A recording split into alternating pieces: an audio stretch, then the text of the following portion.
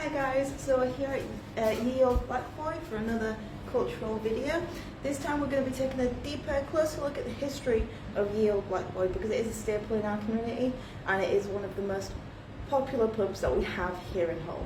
We'll get onto the history in just a short while, but as you can see when you walk in, there's a lot of the old like signs, there's information about Hull in general, this one's about Hull Fair and the history to it, and then here we've got some of the old signs that would be the sign that would hang outside and let you know what this building is. There's leaflets, information about what's going on, things like that. Although this is a bit degraded, I believe there is something in a little booklet that we'll get into.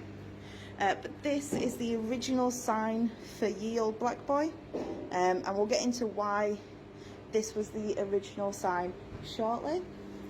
Now this is Ye Olde Black Boy's first ever sign, and it depicts a Indian chief, which at the time used to be a sign of tobacco or snuff seller or even a pipe maker, and because of its distinct reason for it being on a sign, it has been kept on Ye Olde Black Boy signs throughout the years.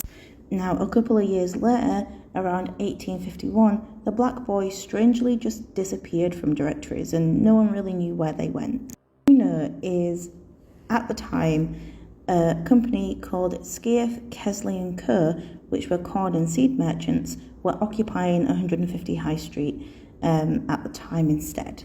So we already know from previous videos how Ye Olde Black Boy started. However, after the first directory reference, about a year later, there was an auction held at Black Boy, because it was just known as Black Boy back then, not Ye Olde Black Boy, and it was to sell a brewer's dray.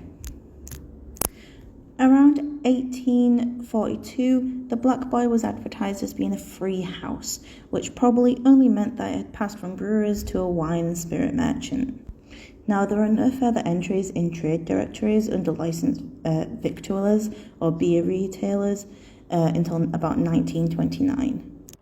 Now, if we talk a little bit more about the building itself, we can see that dates from 1926, when Lindsay's took over, is roughly about when the wooden floor at the front of Black Boy seems to date to. The panelling in the lounge is also likely to date from 1926, whereas the panelling in the bar is far more recent. The beams that you can see on the ceiling are merely just machine-cut floor joints that are exposed due to removing the ceiling itself. Now, it is difficult to date the Black Boy as its shape has probably not really been altered since the gastric house was demolished, and the plot ended up being divided up. Now, there are reused medieval bricks that were used to create the passageway that you would now walk through in order to get to the rooms that you wish to go and sit in. However, the bricks in all of the walls can be dated back between the 18th and 17th century. So it is quite interesting to know that we have bricks that are that old, and some bricks are even older.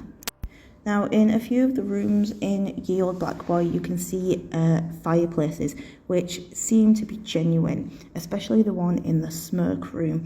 You can tell that it is the original fireplace from the building. Now, specifically, the Indian chief sign of a tobacco seller has long been associated with the 150 High Street. Interestingly, the Indian chief also appears on the coat of arms of the Distillers Company, so it is very well known within the business, and it is something that dates back many years. So you can still see the original sign and see just how old it is and how deep rooted it is within this type of business. There were no pipe makers in High Street listed in the 1803 directory, although there are in the 1791 and 1792 directories, which means that there has been tobacco sellers down that street previously, which is obviously where the original signs have come from. Now, due to the age of Ye Olde Black Boy, it is not surprising that it has had many different owners over the years. So the first owner is dated to be back in 1724 with an actual license called William Smith, and it goes through each year through the 1700s through to the 1800s all the way through to the 1998, and they go by the name Philip Asquith.